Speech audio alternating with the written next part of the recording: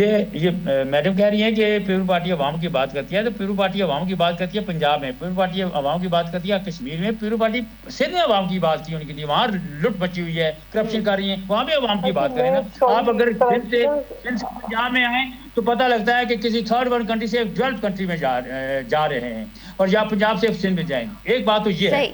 दूसरा मैं बताऊं, जो मौजूदा पॉलिटिकल सिचुएशन आजाद कश्मीर में डेवलप हुई है, चौथा वजीर आजम बनना जा रहा है, मेरे ख्याल में जो पॉलिटिकल रास्ता वे फॉरवर्ड था वो ये था कि आप नया मैंडेट लोगों से नया मैंडेट ले लें। 8-9 महीने के लिए नौ गवर्नमेंट बनाने की बजाय आप नया मैंडेट ले लें।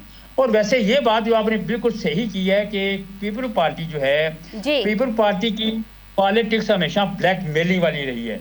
उन्होंने जब इतना ब्लैकमेल करना शुरू कर दिया, सेंटर को डिस्टेबलाइज करने की कोशिश की, पंजाब को, तो मेरे ख्याल में ये एक उनको चॉकलेट दी जा रही है, एक पॉलिटिकल थोड़ा सा बैलेंस क्रिएट करने के लिए कि भाई ठीक है भाई, आप जाके लूट मार करो। अदरवाइज इस तरह की इस वक्त गवर्नमेंट बनाने का या इस वक्त नई गवर्नमेंट बनाने का कोई तुक नहीं बनती। लेकिन बहरहाल अभी क्या ये बात सही है कि उनके पास नंबर पूरे हो रहे हैं, जो सियासी प्रोसेस के मुताबिक उनके पास नंबर हैं, तो वो वज़ीर आज़म बना सकते हैं। लेकिन कुछ अखलाकियात भी होती हैं, अवामी बेहतर और